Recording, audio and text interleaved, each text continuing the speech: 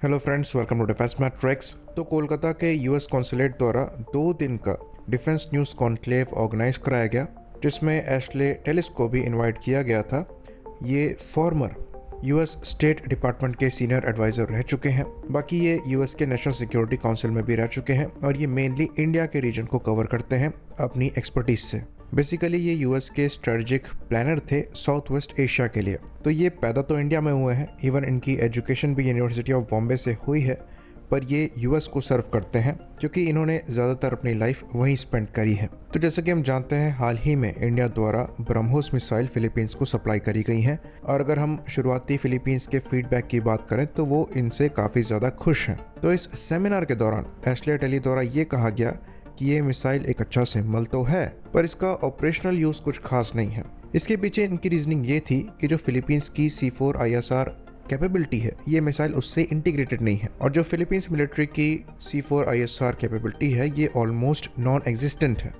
तो ये खाली ब्रह्मोस मिसाइल के लिए सही नहीं होगा, बल्कि कोई भी वेपन फिलीपींस द्वारा इंडक्ट किया जाता है बिना C4 ISR कैपेबिलिटी के उसकी इफेक्टिवनेस कम ही रहेगी। तो इनका स्टेटमेंट पूरी तरीके से गलत नहीं है, पर साउंड नेगेटिव कर रहा है। तो हम इससे पहले कि आगे बढ़ें, ये समझ लेते हैं कि ये C4 ISR कैपेबिलिटी क्या है और ये क्यों इतनी ज़्यादा इंपॉर्टेंट है, और क्यों वेपन्स की जो कैपेबिलिटी है वो इसके साथ एनहेंस हो जाती है।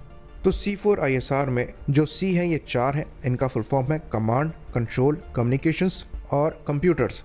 वहीं पर जो ISR है इसका फुल फॉर्म है इंटेलिजेंस, सर्विलेंस और रिकॉग्निजेंस। तो किसी भी मिलिट्री की अगर C4 ISR कैपेबिलिटी बेहतर होती है तो उनका रिस्पॉन्स टाइम बेहतर होगा, उनका रिएक्शन टाइम बेहतर होगा, और कोऑर्डिनेटेड वे में वो अपने रिसोर्सेज को ज़्यादा बेहतर तरीके से यूज़ कर पाएंगे किसी भी सिनेरियो में।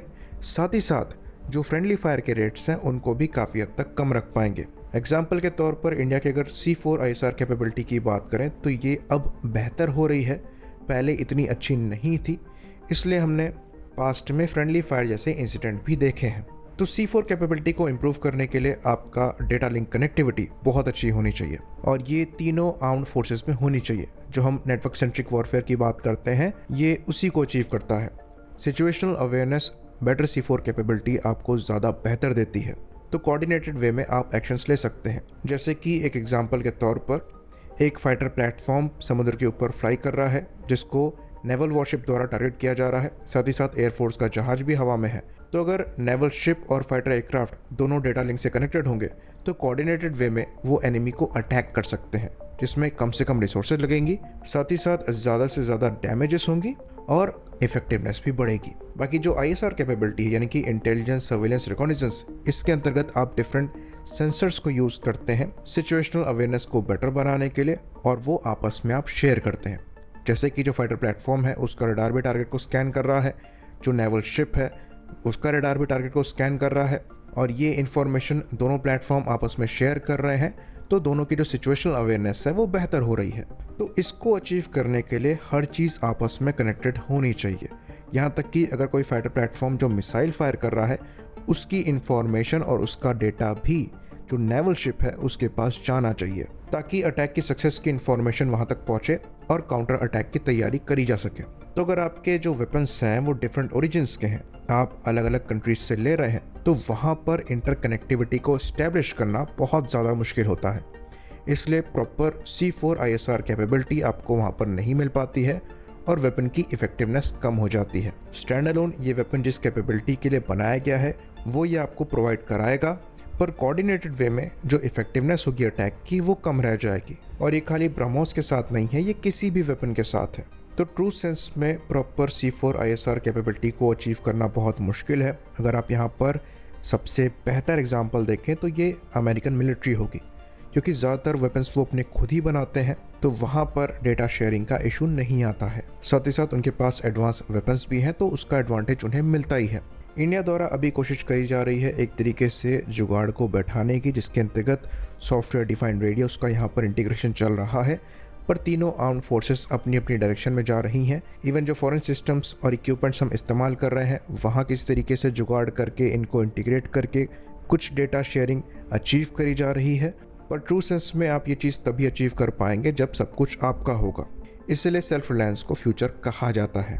तो क्योंकि हमारी जो C4ISR कैपेबिलिटी है ये फिलीपींस के कंपैरिजन में थोड़ी बेहतर है, तो हमारे द्वारा जो यूज़ करी जाने वाली ब्रह्मोस हैं उनकी इफेक्टिवनेस कंपेरेटिवली ज़्यादा होगी। ये फैक्ट है, क्योंकि हमारे नेवल वॉरशिप्स कम से कम आपस में वेल कनेक्टेड हैं। बाकी अगर हम बात करें ब्रह्मोस की as a stand alone system, तो ये बहुत ही ज़्यादा कैपेबल एंटीशिप मिसाइल है।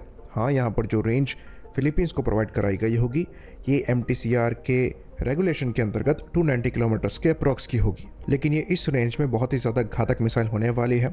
करीबन मैक 3 की स्पीड से ये सी स्किमिंग करते हुए टारगेट को अप्रोच करती है। इसको इंटरसेप्ट कर पाना बहुत ही ज़्यादा मुश्किल है और इसका एग्जाम्पल एग्जिस्ट करता है। तो रशिया यूक्रेन की वॉर में रशिया द्वारा K300P Bastian P missile system को इस्तेमाल किया जा रहा है, जो कि P800 ऑनिक्स मिसाइल को फायर करते हैं। ये वही मिसाइल्स हैं जिनसे ब्रह्मोस डराइव करी गई हैं, और यूक्रेन द्वारा खुद ये चीज़ एक्सेप्ट करी गई है कि वो ये मिसाइल्स इंटरसेप्ट नहीं कर पा रहे थे। उनका ये कहना था कि ये मिसाइल बहुत तेज़ और बहुत लो फ्लाई करती हैं, तो रडार ही इनको कैच नहीं कर पाते। मिसाइल अब तब लॉन्च करेंगे जब ये एक बार रडार में आएंगे। तो ब्रह्मोस की जो सी स्किमिंग कैपेबिलिटी है ये इसे बहुत ज़्यादा डेंजरस बनाती है। ये अर्थ के कर्वेचर को यूज़ करते हुए अपने आप को एनिमी रडार से बचाकर उसकी तरफ आगे बढ़ती है, और जब एनिमी रडार इसे देख पाता है तब तक बहुत देर हो चुकी होती है। इसकी जो हाई स्पीड है वो बहुत कम रिएक्शन टाइम देती है, और ज़्यादातर एयर डिफेंस सिस्टम्स उस रिएक्शन टाइम में कुछ नहीं कर पाते। तो इस सेम सिचुएशन में अगर आप अमेरिकन हार्पून या फिर टोमाहॉक्स भी फिलीपींस को प्रोवाइड करा देंगे, जहाँ पर वो C4ISR कैपेबिलिटी को लैक करते हैं, तो इस केस में ब्रह्मोस तो फिर भी ठीक है, वो मिसाइल तो बिल्कुल किसी काम की नहीं रह जाएंगी, क्योंकि जो टोमाहॉक्स हैं ये कोऑर्डिनेटेड वे में ही ज़्यादा बेहतर परफॉर्म कर पाती हैं। तो उनके लिए बेहतर C4ISR कैपेबिलिटी ज़्यादा इंपॉर्टेंट है। तो ये जो कैपेबिलिटी फिलीपींस द्वारा लैक करी जाती है, इस चीज़ को लेकर डेफिनेटली वो अवेयर हैं, और उसको दिमाग में रखते हुए उन्होंने अपने लिए सबसे सुटेबल परचेस करी है। फ्यूचर में अगर वो खुद के या फिर किसी थर्ड पार्टी के डेटा लिंक को अपनी आर्म्ड फोर्सेस में स्टैंडर्ड बनाते हैं, तो रशिया और इंडिया की परमिशन से इन मिसाइल्स को भी उनसे इंटीग्रेट करने में परेशानी नहीं आनी चाहिए। हाँ, लेकिन अगर फिलीपींस द्वारा अमेरिकन ऑप्शन की तरफ या उनके एलाइज की तरफ आगे बढ़ा जाता है अपनी C4ISR कैपेबिलिटी को इम्प्रूव करने को लेकर, तब हो सकता है रशिया द्वारा यहाँ पर मंजूरी ना दी जाए और इंडिया भी इस अपग्रेड को ना करे।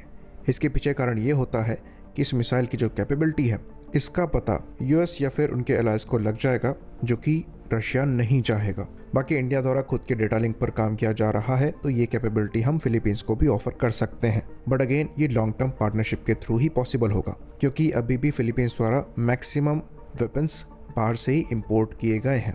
तो लीगल इंटीग्रेशन एक बड़ा इशू यहाँ पर रहेगा। आई होप इन्फॉर्मेशन यहाँ पर क्लियर रही हो। इसी बात पर इस वीडियो को हम ख़त्म करेंगे। लाइक करिए, सब्सक्राइब करिए। जय हिंद।